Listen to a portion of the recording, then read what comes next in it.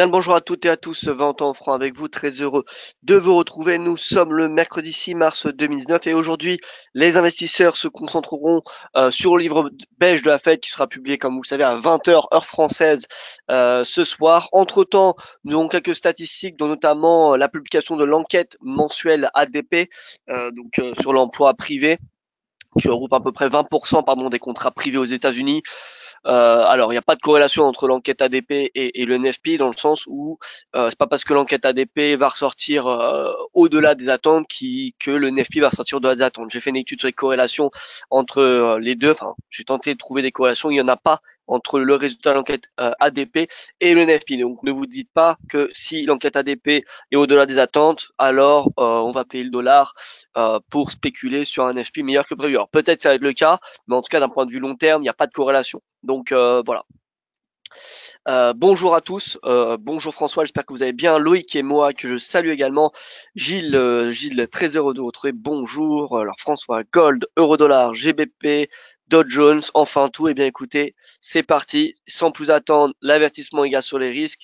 Le trading avec effet levier amplifie toujours les gains et les pertes.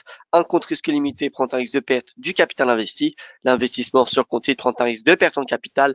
IG fournit exclusivement un service d'exécution d'ordre. Cette présentation est à titre indicatif et ne saurait être considérée comme un conseil ou une recommandation. Alors bonjour à tous ceux qui viennent nous rejoindre. Voilà, bonjour Frédéric, bonjour Gérard. J'espère que vous allez tous très bien, que vous êtes en forme. C'est le plus important. Alors, on voit que hier on a eu des marchés américains qui ont clôturé dans un ordre dispersé. Le S&P qui a reculé de 0,11%, le Nasdaq qui a réussi à gagner quelques points, il gagne 0,08%. Dow Jones en baisse. Finalement, ça fait presque 2 semaines que les indices consolident. Le S&P est dans un range d'une trentaine de points depuis 2 semaines, ce qui est très très peu. Le VIX à l'équilibre, voilà, il progresse de 0,75%, c'est rien pour le VIX. Donc voilà, consolidation des marchés. On voit qu'on attend le catalyseur. Alors on me pose la question quels sont quel catalyseur qui va provoquer la baisse.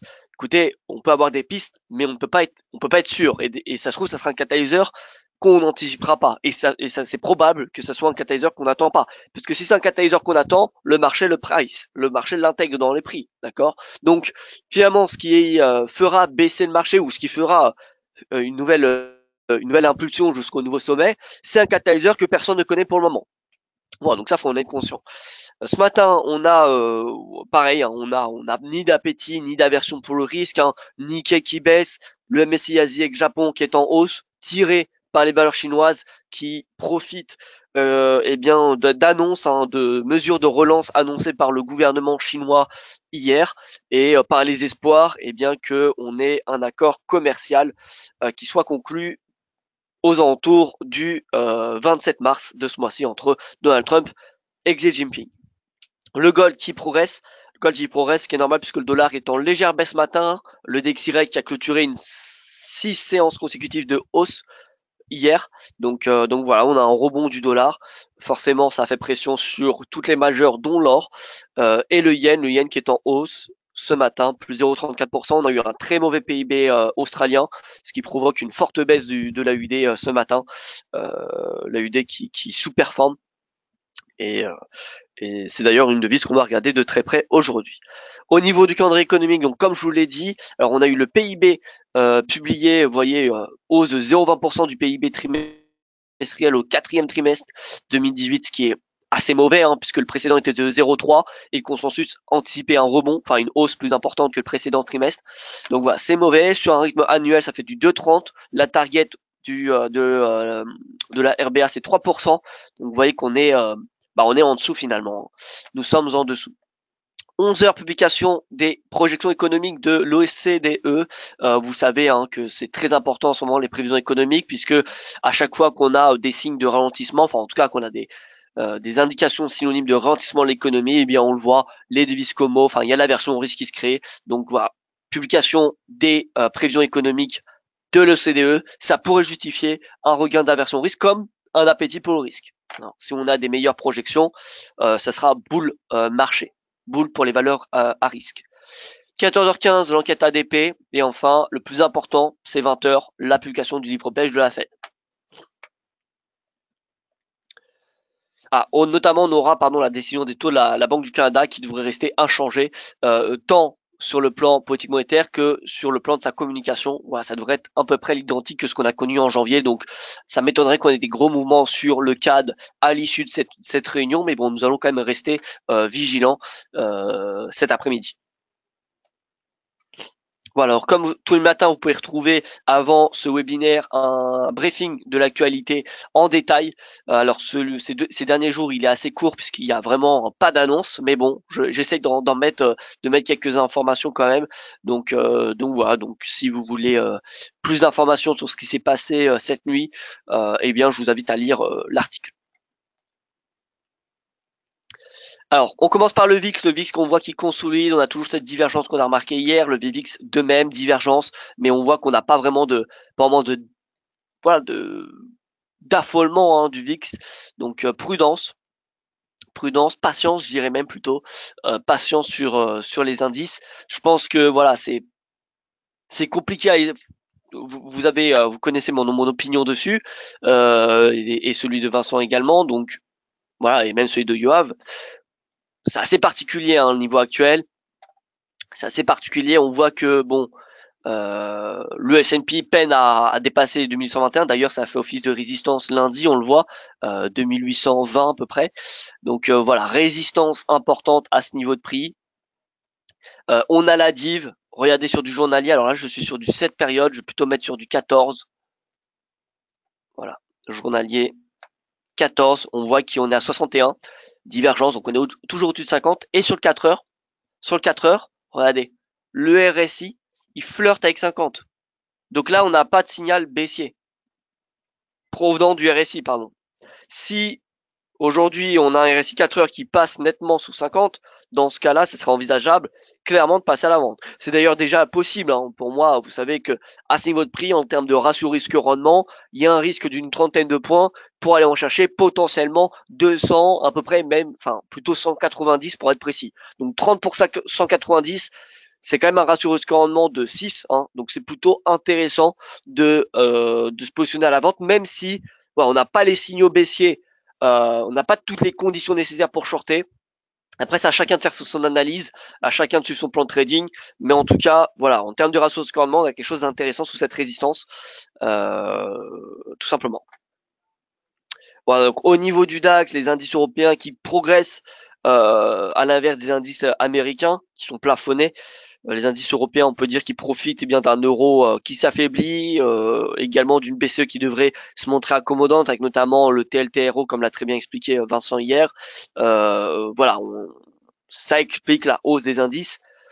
Maintenant, comme je l'ai dit dans le webinaire d'hier, j'ai du mal à voir les indices européens continuer à avancer longtemps sans les indices américains. Ça arrive peu de temps. C'est pas très souvent que voilà, on a une décorrélation. Donc là, on a une hausse. Ça fait une semaine que les indices européens continuent à progresser sans les États-Unis. Bon, à mon avis, ça va vite se calmer. Donc en journalier, là, on devrait être dans une journée assez calme. Donc, je pense qu'on va rester entre ces bornes. Finalement, vous voyez, plus haut, plus bas de la semaine, c'est ceux de lundi, 11 520 et 11 600, 11 700. Bon, ça fait assez large quand même comme range intraday, mais bon, voilà, je m'attends vraiment pas à des mouvements importants aujourd'hui. Vous voyez que là, on avait comblé le gap. Lundi, on avait comblé le gap. Mardi, on a eu très peu de mouvements. À mon avis, on va rester dans cette zone de prix. Il y a de fortes chances qu'on reste dans cette zone de prix en attendant le livre beige de la Fed et la BCE. C'est vraiment les deux catalyseurs les plus importants. Ensuite, on aura le NFP. Là, cette fin de semaine, elle sera assez chargée. Ça va pas être non plus monstrueux en termes de volatilité, mais voilà, ça devrait, comment dire, s'accélérer à partir de ce soir.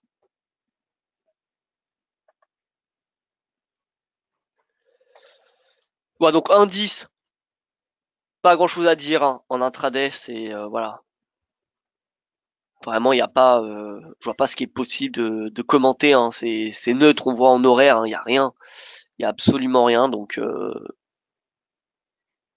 voilà. Prudence si vous tradez des indices, suivez votre plan de trading. Suivez votre plan de trading. Je pense que la seule chose que je peux vous dire, c'est qu'on va rester jusqu'à ce soir dans les bornes, entre les bornes de la semaine. Alors pour certains, ça ne va pas du tout aider, mais bon, je vais pas vous inventer n'importe quoi non plus. Pour moi, on restera dans cette zone de prix. Ça m'étonnerait qu'on ait un mouvement violent. Si on a un mouvement violent, ça peut arriver, mais ça sera un mouvement inattendu, c'est-à-dire qui n'a pas été attendu par le marché. Donc ça, c'est forcément pas anticipable. Donc on va plutôt s'attarder sur le forex aujourd'hui, même si le forex devrait rester également assez calme. On va se focaliser un peu plus sur l'AUD qui, vous voyez, sous-performe nettement, moins 0,67% à cause des mauvais chiffres sur le PIB australien. Euh, le yen, on voit qu'on a des devises d'aversion au risque qui surperforment, yen, dollar. Donc voilà, AUD yen. D'ailleurs, on a déjà un screener ici. Ça, ce screener, ça montre les paires les plus volatiles. Et vous voyez que c'est AUD, AUD, AUD, AUD. Donc l'AUD, c'est voilà. Alors c'est pas que les paires, hein, c'est tout ce qui est dans cette liste de valeurs. Vous voyez donc or, pétrole, indice, crypto. Eh bien, c'est ce qu'il y a de plus volatile. Alors, c'est pas la volatilité en fonction du pourcentage. J'ai fait une volatilité en fait relative par rapport à la volatilité de chaque paire, parce qu'il y a des paires qui sont plus volatiles que d'autres, donc j'ai pas fait une volatilité fixe, je fais une volatilité qui dépend de la volatilité moyenne de chaque paire, pour avoir en fait quelque chose qui, bon, dès qu'il y a une volatilité trop importante par rapport à la moyenne, eh bien ça m'affiche sur cette fenêtre, ce qui permet de voir les mouvements, les grands chandeliers, vous voyez, les grands mouvements intraday. Mais bon, on n'est pas là pour discuter de cela, c'est juste pour vous faire voir que actuellement, là où il y a une volatilité plus importante que la moyenne, c'est sur les paires en AUD. Même sur les cryptos, n'a pas, enfin, vous voyez que ça consolide.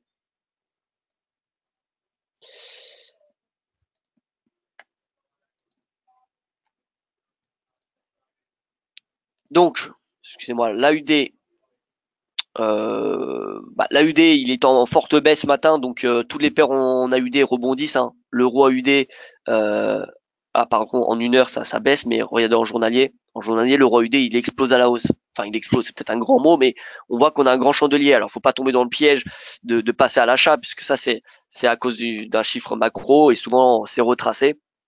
Donc, euh, donc voilà, prudence si vous passez, si vous cherchez à vous positionner.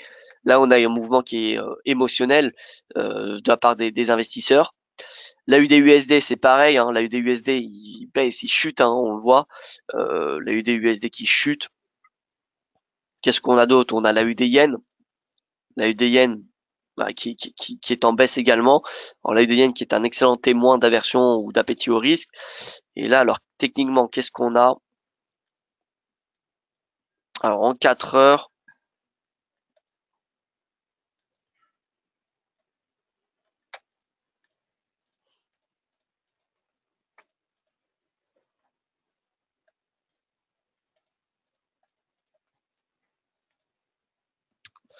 alors je vais retracer l'ensemble des supports résistance. Je vais refaire une analyse technique complète.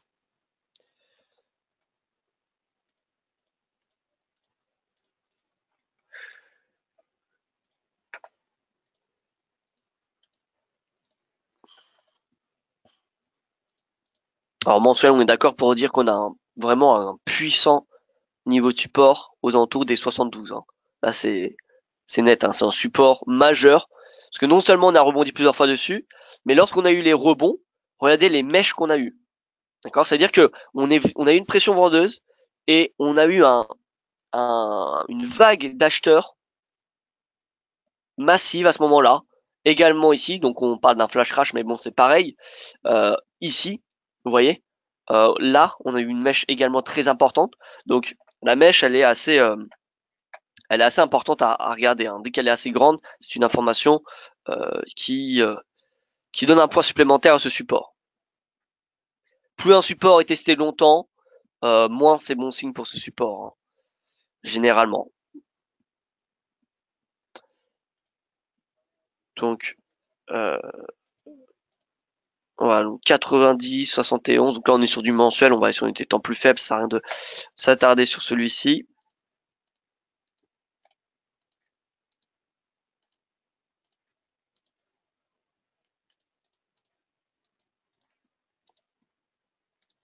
Alors, en hebdomadaire,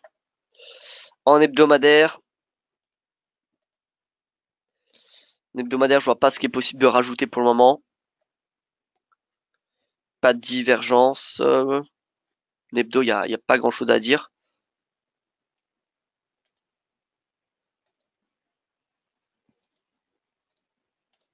En journalier,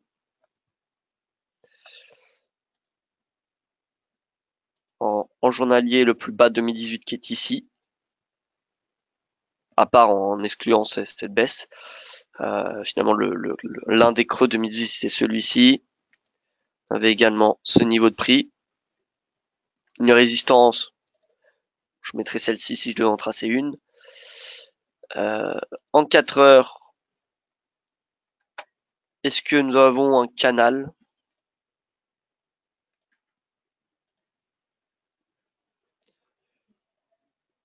Alors, on avait un canal, parce qu'on voit on avait un creux, un sommet, un creux, un sommet. Mais là, on voit que ce canal se transforme en biseau. C'est même pas en biseau puisque l'oblique ici, elle est baissière. Finalement, c'est un triangle.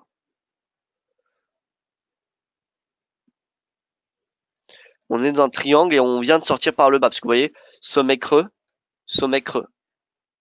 D'accord? Et on sort par le bas du triangle. Donc ça, c'est un signal qui est plutôt baissier. On est toujours, par contre, en bas du canal.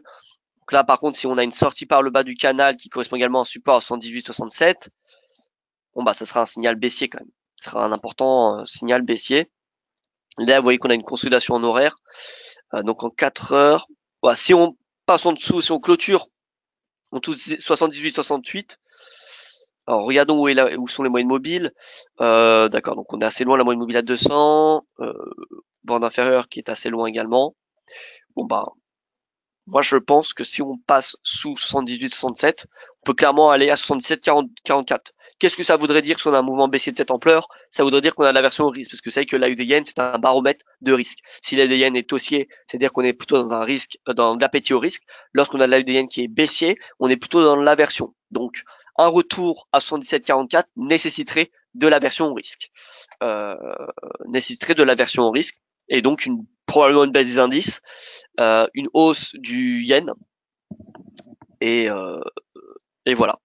Et bien évidemment les marchés actions qui baisseraient au mieux qu'on se continuera à consolider, mais en tout cas ils ne seraient pas haussiers. Au niveau du dollar, alors le dollar qui a, comme je vous l'ai dit, poursuivi sa hausse, 6 séances consécutives de hausse, 1, 2, 3, 4, 5, 5 séances consécutives de hausse. On est revenu à 96,55. Alors c'est le moment de faire attention au niveau des acheteurs, faut être vigilant parce qu'on arrive proche d'une zone de résistance. En plus ça sur du RSI, RSI à court terme, RSI cette période, on voit qu'on a une divergence qui est en train de se former, le RSI qui plafonne. Alors je regarde si sur du RSI 14 périodes. Alors 14 périodes, vous voyez que ça commence à baisser, hein. Enfin, ça commence à plafonner et même à s'arrondir. Donc ça, c'est, vous voyez, la pente commence à s'aplatir. Ça, c'est une perte de momentum. Et si on regarde notre indice dollar équipondéré, où est-ce qu'il est en daily? Bien, vous voyez qu'en daily, il revient proche de ses sommets. Il revient proche de ses sommets. Donc là, prudence, hein. Prudence pour ceux qui sont à l'achat sur dollar. Pour le moment, la tendance et le momentum reste haussier. On le voit. Mais c'est clairement le moment de s'intéresser aux positions acheteuses. Là, on revient. On est au niveau, finalement, on est au point haut de février sur cet indice dollar. On est au point de février et on est proche des points hauts de 2018 et début 2019. D'accord? On y est proche. Est-ce qu'il y a des raisons qu'on y soit? À chacun d'en juger. Moi, vous connaissez mon opinion et voilà, ça se focalise sur cette analyse technique de long terme quand même. On est sur du weekly. On a une grosse divergence baissière. Le RSI, bon, qui rebondit actuellement sur 50, comme quoi vous voyez que 50 c'est un puissant niveau de support. Mais voilà, pour moi le ratio risque-rendement, un peu dans le même esprit que le S&P 500, bien là on a un risque. On a un risque, vous voyez, on a eu un seuil d'invalidation assez court pour une baisse assez importante. Donc c'est pour ça que personnellement je suis plutôt négatif sur le dollar, j'ai une perspective plutôt négative sur celui-ci. Et donc le dollar, j'ai du mal à le voir progresser davantage. Sur le DXY, qui peut continuer à progresser, mais ça me semble extrêmement limité, vous voyez. Ça me semble extrêmement limité, donc il va falloir commencer à chercher des positions, des signaux vendeurs. Vous voyez que là, on revient proche des 96,60, qui était le plus haut de août 2018. Hein. Vous voyez. Donc là, on arrive dans une zone où finalement, on a un risque qui correspond à cette zone de prix. Je pense qu'on est tous d'accord que voilà, ça c'est une zone où on peut aller continuer à avancer et voilà, on peut avoir un retournement, ou en tout cas la probabilité de retournement est assez élevée puisqu'on est proche des plus haut 2018 et plus haut plus haut 2018 tout simplement. Alors que, bon, le potentiel baissier depuis cette zone, le potentiel baissier, on l'a vu, c'est jusqu'en bas de cette oblique. Potentiel baissier, c'est au moins à cette oblique, et si on a le breakout, ce sera ce plus bas. Donc vous voyez qu'en zone, on a clairement de quoi privilégier la vente. Plus on arrive, plus on s'approche des plus hauts de 2018, plus il va falloir chercher des stratégies de vente. Là, vous voyez en l'occurrence, on avait une chute du momentum. Et on avait un signal baissier assez important, puisqu'on avait un triangle descendant. D'accord? On avait un signal à ce moment-là. Un signal baissier à ce moment-là. Donc là, il va falloir commencer à chercher des signaux assez similaires, ou en tout cas qui sont bearish. Là, pour le moment, encore une fois, on n'en a pas. On peut avoir une petite respiration, il y a un rebond à l'issue de la publication du livre beige ou à l'issue de la BCE. Mais voilà, c'est dorénavant pour du très court terme. Je pense qu'on arrive à la fin de ce rebond. Voilà, je pense qu'on arrive proche de la fin. C'est possible qu'on a cherché la tête de cette ancienne ETE, d'accord? C'est possible qu'on a cherché allez, les 97 au maximum, d'accord? Ensuite, bon, 97, ça me semblera un niveau de prix assez intéressant à tenter la vente.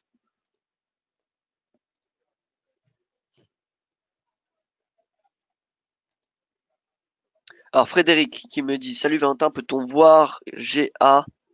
Alors GA, qu'est-ce que vous dire par GA? GA s'il vous plaît. Alors, si vous pouvez me dire ce qui correspond GA. Alors, bonjour à tous, une étoile du soir en journaliste sur le Nikkei. Ah, GBP-AUD. GBP-AUD, très bien, je vais y venir. Alors, sur les indices, je vais y répondre juste après. De toute façon, pour le moment, il n'y a pas grand-chose. Donc, je vais y venir. Hein. Je vais y venir, Philippe. Ne vous inquiétez pas. Je vous repose une question, désolé, mais le DXY est-il corrélé à l'USD Index? Alors, le DXY, c'est le dollar index. Ce qu'on appelle le dollar index dans la finance, c'est le DXY. Moi, cet index-là, dollar équipondéré, c'est un indice maison. Hein. C'est un indice entre guillemets qui est fait maison. Il est pas. Tout le monde peut créer un indice, d'accord? Un indice, c'est quoi? C'est une formule mathématique composée de plusieurs actifs, de plusieurs prix. Voilà. Donc en soi, chacun peut faire un indice. Hein.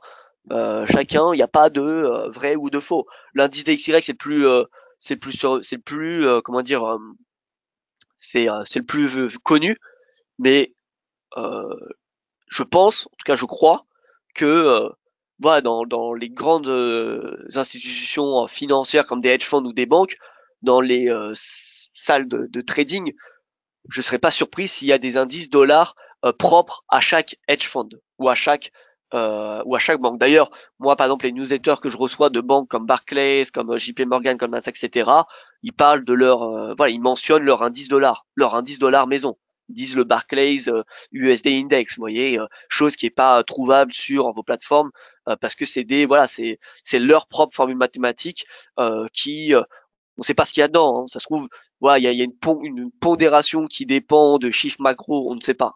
Voilà. Mais voilà, le DXY c'est le plus connu, mais en soi, chacun peut faire un indice dollar. Donc là, celui-ci, il vise à être équipondéré avec l'ensemble des devises majeures, ce qui permet d'avoir potentiellement un autre point de vue, ou en tout cas, c'est dans la théorie de dos, c'est d'avoir deux indications, en tout cas, enfin, un autre actif qui vient valider le signal. D'accord? Donc, si on a un breakout sur le S&P, la théorie de dos, c'est qu'on veut avoir un signal convergent du Dow Jones. Si le Dow Jones ne valide pas le breakout du S&P, ce breakout est à remettre en question. Donc, c'est un peu la même logique pour le DXY.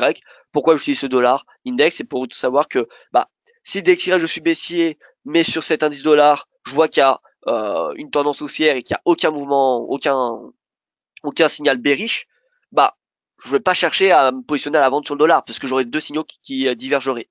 D'accord? Par contre, si on a le DXY, l'analyse technique du DXY qui est bearish et cet indice dollar dont la formule mathématique est totalement est différente du DXY, si les deux signaux sont dans la même direction, eh bien ça nous réconfortera. Ça renforcera notre perspective.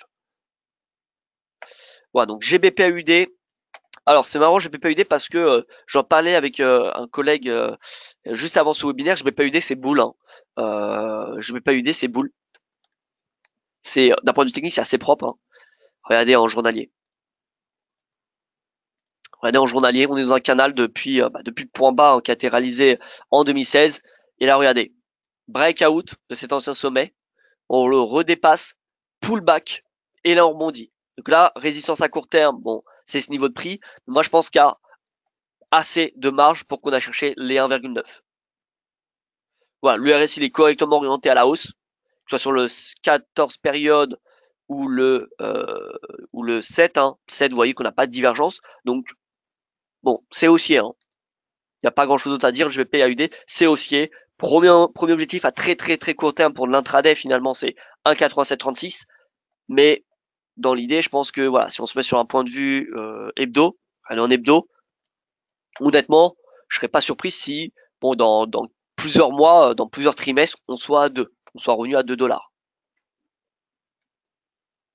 Ça va beaucoup dépendre des négociations du Brexit, comme vous le savez.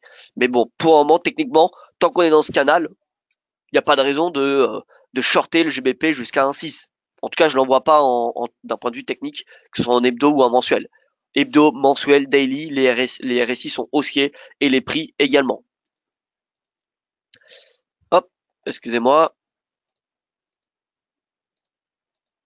Alors, ah bah tiens.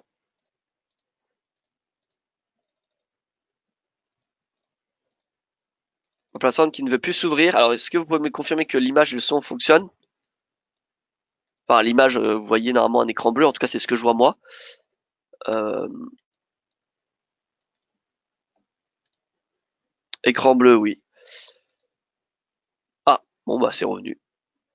Bon, très bien. Bon, c'est la première fois que ça m'arrive. Alors, donc nous allons passer à la suite. L'or. L'or, est-ce qu'on saute à l'achat ou bien c'est trop tard? Alors non, là c'est trop tard, Carole, hein. C'est trop tard. Fallait acheter le pullback. Moi personnellement, je l'ai loupé, hein. Là, de toute façon, pour payer le plus bas à ce moment-là, fallait se connecter cette nuit, hein. Fallait se connecter cette nuit avant la publication du PIB australien. Donc voilà. Moi personnellement, je ne me suis pas connecté cette nuit et donc voilà. Donc oui, là c'est trop tard, mais vous inquiétez pas, hein, il y aura d'autres stratégies. D'ailleurs, on n'a pas regardé l'euro-dollar qui est revenu à 1,13, et donc je vais dire deux trois mots bon, je vais me répéter, mais voilà, l'euro-dollar 1,13, vous le savez ce que je pense de la zone des 1,13, 1,12,15 sur du moyen long terme. C'est un puissant niveau de support, et dans la même logique que le S&P, sauf cette fois-ci c'est l'inverse. D'un point de vue ratio risque-rendement, le risque c'est quoi? À moyen terme, hein, je parle bien. À moyen terme, on a une zone d'invalidation qui correspond à cette zone, parce que si on passe sous cette zone, on sera bien en dessous de la moyenne mobile à 200 semaines qui est en noir ici, vous voyez, qui est flat actuellement. Donc vraiment, ça montre comment dire la consolidation. On clôturera également en dessous de la bande inférieure de Bollinger, alors qu'on a un squeeze, donc ce sera un signal baissier très puissant. Mais si on passe en dessous de cette zone, on sera également en dessous de ce canal baissier et on réintégrera ce canal baissier en bleu. Donc il y aura énormément de signaux baissiers si on passe sous un 12-15. C'est pour cela que si on passe sous un 12-15, les stratégies, les scénarios haussiers de moyen long terme seront invalidés. Alors que les perspectives haussières à 1,13, au-dessus de 1,13, c'est quoi? Pour moi, je pense qu'on peut au moins chercher cette résistance sur du moyen long terme, donc 1,18. Mais honnêtement, je pense qu'il y a de quoi aller chercher cette résistance, en fait le haut de ce canal baissier d'extrême, enfin de très très très long terme, puisque c'est ce canal baissier dans lequel l'euro-dollar évolue depuis 2008, hein. Donc je pense que voilà, d'un point de vue ratio risque-rendement, tout est une question de façon de risque et de rendement, hein. Quand on est sur les marchés, on prend des risques pour un rendement potentiel. Et là donc le risque à 1,13, c'est quoi? C'est allez, une centaine de pips pour faire large, parce que le plus bas il est à 1,1215, donc 100 pips c'est 1,12, donc centaine de pips pour faire large, pour un objectif au moins de 500, voire potentiellement de 800. Alors je dis pas ça, hein, pour voilà faire plaisir, hein, mais moi c'est ce que me montre l'analyse technique.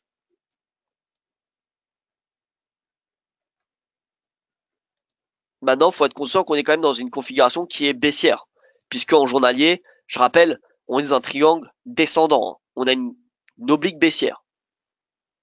On a une oblique baissière. D'ailleurs, d'un point de vue, alors Bulkowski, on va regarder ce que nous dit Bulkowski là-dessus. Vous savez, Bulkowski, moi c'est ma référence, hein. Pas beaucoup de personnes connaissent Bulkowski, hein, dans le monde francophone. D'ailleurs, je sais même pas qui connaît Bulkowski parce que j'ai jamais vu sur Twitter enfin Il y en a bien évidemment des gens qui doivent connaître, mais en tout cas les personnes un peu médiatisées, si je puis dire.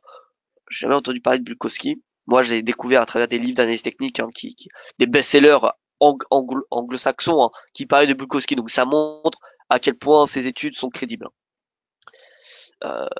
Donc triangle descendant. On va regarder ça rapidement. Descending triangle. Hop. Voilà, donc c'est ça, un triangle descendant, on le voit très bien. Voilà, donc déjà, ce qui est intéressant, c'est I am beginning to show. Ah, voilà. Donc, until recently, donc jusqu'à peu de temps, je n'avais pas de préférence sur cette configuration technique parce que je considérais cette configuration comme un achat ou une vente, un signal d'achat ou de vente selon le breakout. Voilà, c'est sous-entendu. Par contre, je commence à avoir de l'affection des triangles descendants avec un breakout haussier. I've made a lot of money trading this pattern. Donc vous voyez que bon, de toute façon les anglo-saxons et lui c'est un américain. Bon, monnaie, hein, ils n'ont pas de problème de pari d'argent. Donc I've made a lot of money, au moins c'est clair. Certainly more than from trading the ascending triangle. Donc a priori il a fait plus d'argent en tradant ces triangles descendants que les triangles ascendants. Donc ça, bon ça va pas nous être très utile à savoir, mais étant donné qu'il a une certaine réputation et une crédibilité quand même importante, c'est intéressant de le savoir. Donc, break-even failure, alors, overall performance, 5. Ah, ça c'est très bien.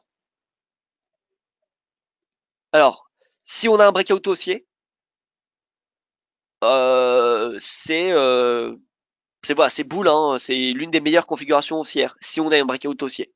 Par contre, si on a un breakout baissier, c'est un rendement de 10 sur 21, donc la moitié finalement. On est dans les 50%, ça reste 50%, ça reste parmi la 50% meilleure configuration, mais c'est beaucoup moins que si on a une sortie par le haut. Donc alors, non.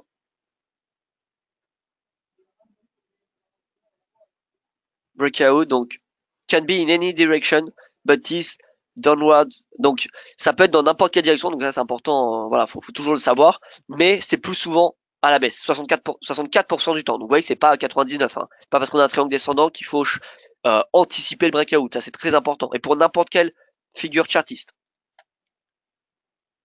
Et donc, la confirmation, il vous donne un conseil. La configuration est validée lorsque le prix clôture en dehors de l'une des lignes de tendance, donc le support ou la logique baissière. Voilà, et vous voyez là, Descending Triangle Example, breakout haussier. Donc, voilà, plus souvent on a un breakout baissier, mais ça peut arriver qu'on a un breakout haussier. Et vous voyez que là, c'est assez intéressant. The average distance to the breakout is 64% of the way. The most powerful happen. Donc, vous voyez, 64%. Donc, ça veut dire que généralement, ça arrive, alors, bon là on passe dans l'éducatif, hein, mais c'est assez intéressant, je trouve, son étude. Ça vaut le coup de prendre un peu de temps à en parler. Donc vous savez que l'APEC, c'est le croisement des deux obliques. Alors le croisement des deux obliques, donc on a le support et on a l'oblique. Donc là on est dans la zone, parce que moi ma zone ici c'est entre 63% et 75%. Donc là c'est la zone où il y a le plus de probabilité de sortie du triangle. Par contre, là où on a les mouvements les plus violents une fois le breakout, d'après son étude, c'est lorsqu'on est entre 80 et 85%. 80-85% pour ce triangle descendant. Attention, c'est propre au triangle descendant. 80-85, donc je vais modifier. 80 et 85. Donc imaginons qu'on sorte du triangle entre ces deux droites verticales. On devrait avoir un mouvement violent d'après l'étude de Bulkowski. D'après son étude. Voilà, bon, je vais pas y passer non plus 20 minutes sur cette étude. Si vous voulez en savoir plus, eh bien, je vous invite à regarder son site. Alors, est-ce que c'est vrai que lorsqu'on écoute les analystes, on se dit qu'ils sont au contact de traders ou qu'ils ont des infos que nous, particulièrement, nous n'avons pas? Alors, au contact de traders, je ne pense pas. Après, voilà, il y a chaque personne a ses relations. Vous pouvez très bien, voilà, Philippe, ça se trouve, vous avez un ami qui est trader et vous pouvez peut-être avoir des annonces. Mais non, c'est pas parce que, personnellement, c'est pas parce que je travaille pour des FX, donc chez IG, que je suis en contact avec les salles de marché de BNP ou Goldman Sachs. Pas du tout. Pas du tout. Si j'ai des contacts personnels là-bas, bon bah je peux avoir des petites informations, mais je ne suis pas j'ai pas mon téléphone connecté avec Goldman Sachs. Vous voyez, pas du tout. Non, c'est vraiment si j'en ai, c'est parce que c'est des relations personnelles. Voilà. Par contre, oui, enfin, je pense qu'on a des informations privilégiées dans le sens où, eh bien, forcément, nous, on a des outils comme les terminaux Bloomberg, comme les terminaux Reuters, qui donnent l'information en temps réel. Il faut savoir que tous les articles que vous lisez sur l'économie, voilà, je vais citer quelques noms pour pas donner de, voilà, euh, pour pas faire de pub, mais par exemple, voilà, Investir, les Échos, Le Figaro, tous ces médias où il y a où c'est spécialisé sur la finance ou au moins qu'il y a une partie sur la finance, eh bien ils ont tous les terminaux Reuters ou Bloomberg également. Donc en fait tous les articles que vous lisez sur Internet, en fait ils sont retraités à la suite des informations que nous, bah, soit les analystes ou soit les journalistes ont eu depuis les terminaux Reuters ou Bloomberg. D'accord. Donc disons qu'on a des informations privilégiées dans le sens que bon, on a les informations avant, bah, au même moment que les traders les reçoivent dans les exchanges, parce que dans les exchanges ou dans les banques, ils ont les terminaux Reuters ou Bloomberg. Mais vous, particulier, bon, vous pouvez l'avoir, hein, honnêtement, vous pouvez l'avoir, mais c'est payant. Euh, c'est payant. Par exemple, un terminal Bloomberg, alors, il me semble à l'année, ça doit être quelque chose comme, alors, à peu près un 35 000 euros à l'année. Reuters, c'est un peu moins cher. Ça doit être à l'année du Reuters, ça doit être du 15 000, quelque chose comme ça. Donc vous voyez, c'est tout le monde peut enfin, en soi, c'est pas réservé aux institutions financières, mais il faut quand même avoir des ressources. Il faut trouver l'utilisation pour rentabiliser l'achat d'un terminal, vous voyez, parce que c'est un abonnement annuel.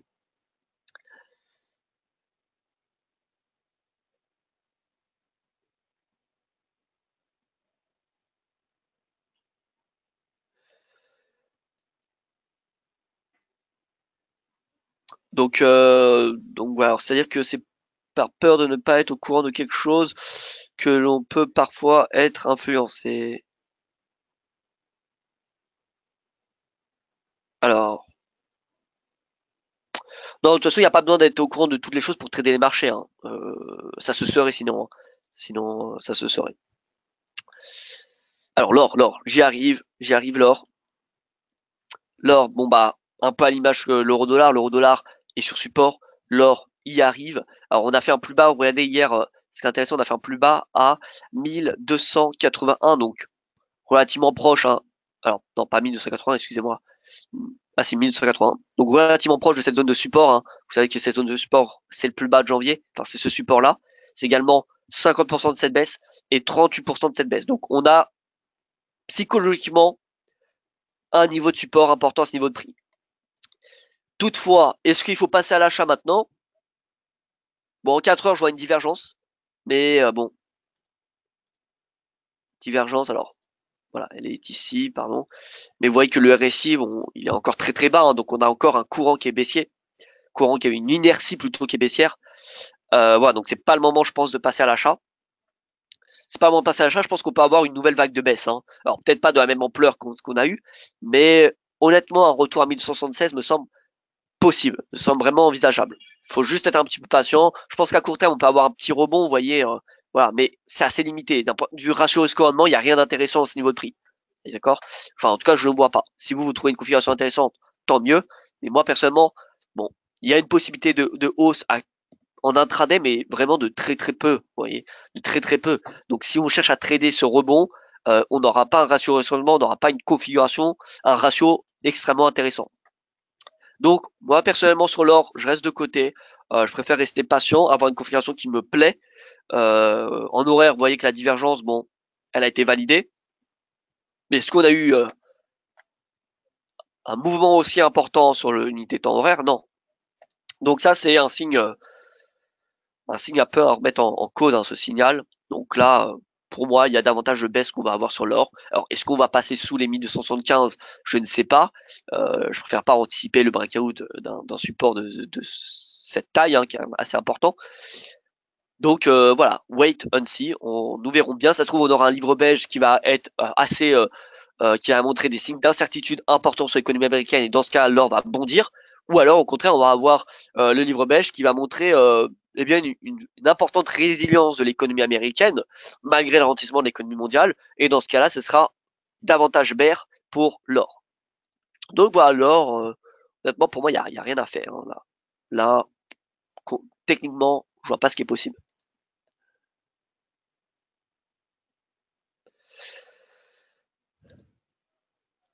Alors, pétrole, bon, pétrole, rien à dire. Ouais, ça consolide, pas grand-chose, hein. On n'a pas de divergence, on n'a pas de signaux baissiers. Donc, consolidation. Alors, je réponds à vos questions. J'avais une question sur le Nikkei. Est-ce qu'il y a une étoile du soir en journalier? Alors non, c'est pas une étoile du... Ah, alors, alors ça se discute. Ça se discute parce qu'on a eu un gap ici. Alors, je vais vérifier qu'on a bien... Alors, voilà, minuit à 6 heures. Parce que sinon, je vais pas bien voir les gaps. Je vais pas les voir du tout même. Alors, Nikkei.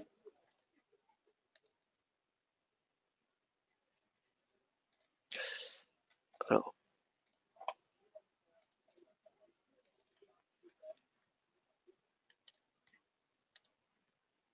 alors en journalier, oui, oui, on a une étoile du soir. Allez, gap haussier, gap haussier, et finalement, alors c'était une étoile du soir, mais c'est pas une shooting star, hein. Et finalement, ensuite, on a un gap baissier, un doji. Bon, ce qu'on aurait aimé voir normalement, c'est un chandelier baissier. À la place, c'est un doji. Donc voilà. Mais oui, en effet, c'est une étoile du soir. L'objectif. Alors moi, je connais pas les objectifs. Enfin, j'ai jamais appris ces objectifs-là. Par exemple, si on a une étoile du soir, quel est l'objectif? Par contre, encore une fois, peut-être que vous n'allez pas aimer ma réponse, mais Bulkowski a fait cette étude. Moi, Bulkowski, c'est une bonne référence, hein. En tout cas, c'est l'étude qui me semble la plus sérieuse et en tout cas, c'est la seule étude que je connaisse sur toutes ces patterns. Donc voilà, peut-être que je me répète, mais donc vous avez étoile du soir, donc c'est Evening Star. Faut pas la minimum anglais, mais bon, c'est pas non plus, on n'a pas besoin non plus d'être bilingue. Donc Evening Star, voilà. Et là, il va vous dire son objectif. Donc bearish reversal 72% du temps, avec 72% du temps. Donc c'est quand même beaucoup, hein. Best performance, donc ok.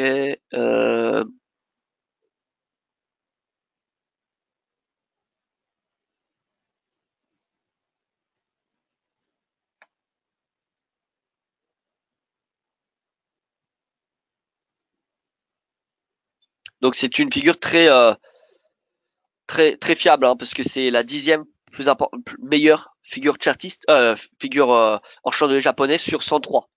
Sur 103, donc 10 sur 103, c'est quand même parmi les 10%, les 10% les plus importantes, hein. Euh,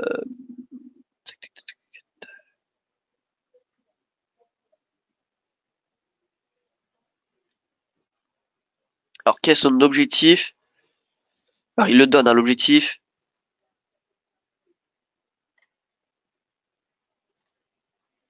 Parce que moi personnellement j'ai pas fait d'études statistiques sur les objectifs. L'objectif moyen, donc best percentage meeting price target. Alors la target,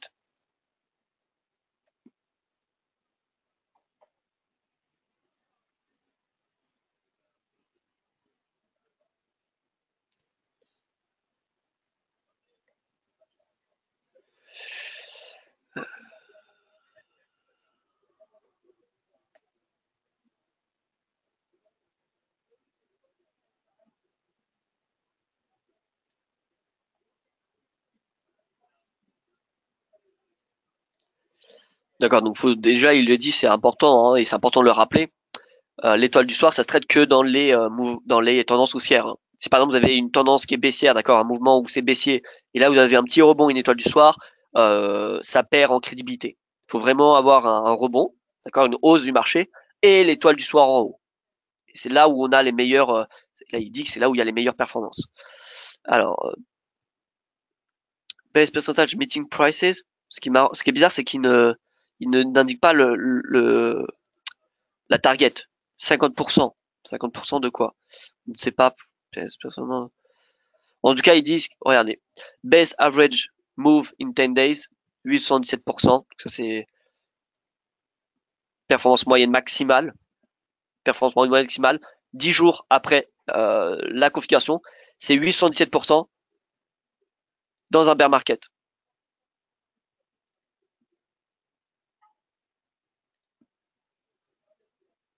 Donc du coup là, je vais pas pouvoir vous dire exactement c'est quoi l'objectif.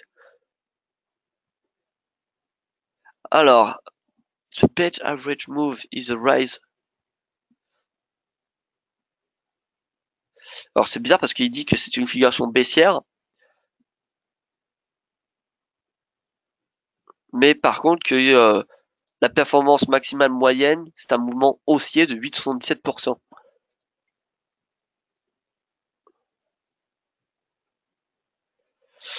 Bon, il faut lire ça en détail. Il faut lire ça en détail. Mais bon, en tout cas, voilà, si je devais retenir qu'une information, c'est que c'est bearish, reversal 72% du temps. Donc voilà, je vais pas vous dire d'objectif, je vais pas vous en inventer un pour faire plaisir, hein, parce que voilà, sinon je vous dis, je sais pas, on va se fier à l'analyse technique plutôt, ça va être un petit peu plus fiable, je pense. Donc on va remettre les prix futurs en journalier, parce que les prix futurs sont assez importants.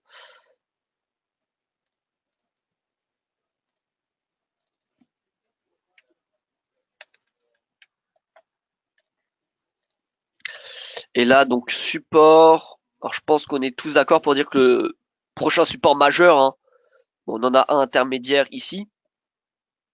Alors même ici, voilà, pour... attendez, je vais mettre en weekly. Voilà. Donc, prochain support, bah, c'est 21 000. Donc si on a une baisse, je pense que c'est possible puisqu'on a une étoile du soir sur le cash, pas sur le futur. On a une étoile du soir. Donc je pense qu'on peut venir chez les 21 000 points. Et si on a un début de baisse du S&P, on peut très bien aller chercher beaucoup plus bas, hein, 20 000, 514, voire potentiellement 22 000. Et alors merci pour le Japon, on n'a pas de déclenchement en plus sur le yen. Alors le yen il rebondit un peu ce matin, mais bon la tendance est pour un moment baissière. Le yen ça va dépendre vraiment de l'aversion au risque. Le yen il s'appréciera si on commence à avoir un sell-off sur les marchés. Donc le yen c'est un peu comme le VIX. Hein. Enfin ça ressemble énormément au VIX. Hein. Regardez un petit peu depuis le début de l'année. Alors je vais cacher tout, hop. Voilà. Donc là on a le VIX depuis le début de l'année. Alors je vais plutôt mettre pardon le yen index. Et ok donc yen index depuis le début de l'année. Yen index et on va le comparer. Bon alors aujourd'hui mon ordinateur a un VIX. Voilà, vous voyez, yen VIX. Quand on est tous d'accord pour dire que le yen est quand même assez corrélé ou en tout cas réagit de la même façon que le VIX. Et c'est normal puisque finalement lorsqu'on a la panique, quel est l'actif au refuge par excellence au niveau des devises, pardon, c'est le yen, c'est la devise refuge. Donc voilà, donc le yen pour qu'on ait un rebond. Et donc un rebond du yen, ça sous-entendrait une baisse importante du Nikkei, d'accord, en plus de la version au risque. Donc si on a un rebond du yen, c'est celui de la version au risque, donc le Nikkei va fortement baisser. Il va fortement baisser. Donc, mais pour le moment, on le voit, le yen, on a un rebond depuis trois séances, trois petites séances. Alors en 4 heures, on va voir si on a une divergence. Peut-être qu'on a un signal aussi que je n'ai pas vu. Euh, ah, Ah, on a quelque chose quand même, hein. Alors on n'a pas de divergence, hein, mais regardez un petit peu ce qu'on a. Pente de Bollinger, là, ça va vers le haut, d'accord? Ici, ça va vers le bas, donc ça s'appelle un squeeze. Et là, le breakout. Donc là, c'est un signal haussier quand même. Hein. C'est un signal haussier. Maintenant, faut garder à l'esprit la tendance de fond, parce que là, vous voyez, on avait eu la même chose, hein. On avait eu le squeeze, signal haussier, on a vu une poursuite du rebond, mais on n'avait pas non plus eu un emballement, vous voyez. Donc, on est dans une tendance baissière, faut le garder à l'esprit. Donc, je pense qu'on peut avoir une poursuite du rebond sur le yen, ce qui ferait pression sur le Nikkei. Mais pour le moment, on peut pas dire on va avoir un renversement de tendance, d'accord? Il faut vraiment avoir un emballement du VIX. Et pour le moment, on ne l'a pas, l'emballement du VIX. Donc, le yen, perspective haussière à très court terme, avec ce signal haussier des bandes de Bollinger. Mais vous voyez que bon, là, en plus, ici, à ce moment-là, on avait une divergence avant. Là, on n'en a pas. Donc, pour le moment, ce mouvement haussier sur le yen me semble assez limité dans le temps et dans l'amplitude. Tant qu'on n'a pas d'emballement du VIX. C'est vraiment si on a un emballement du VIX qu'il faudra payer le yen. Parce qu'un emballement du VIX, ça prend plusieurs séances. D'accord, ça dure pendant plusieurs séances. Donc on sait que si demain on a le VIX, il prend, je sais pas moi, 15%, bah on pourra acheter le yen pendant quelques séances au moins. Parce que le marché va se couvrir pendant plusieurs semaines.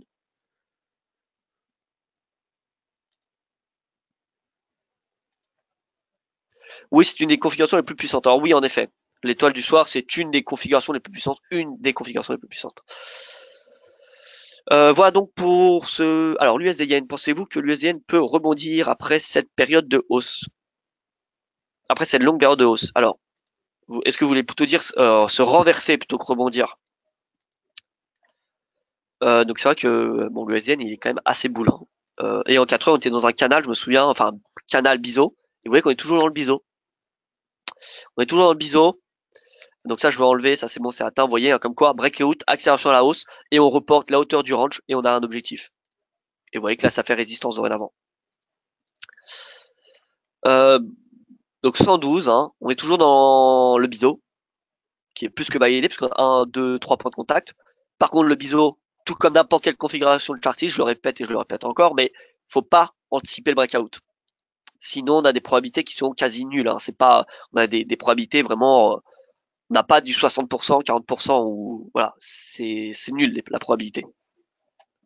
Donc, faut jamais anticiper le breakout d'une configuration de chartiste.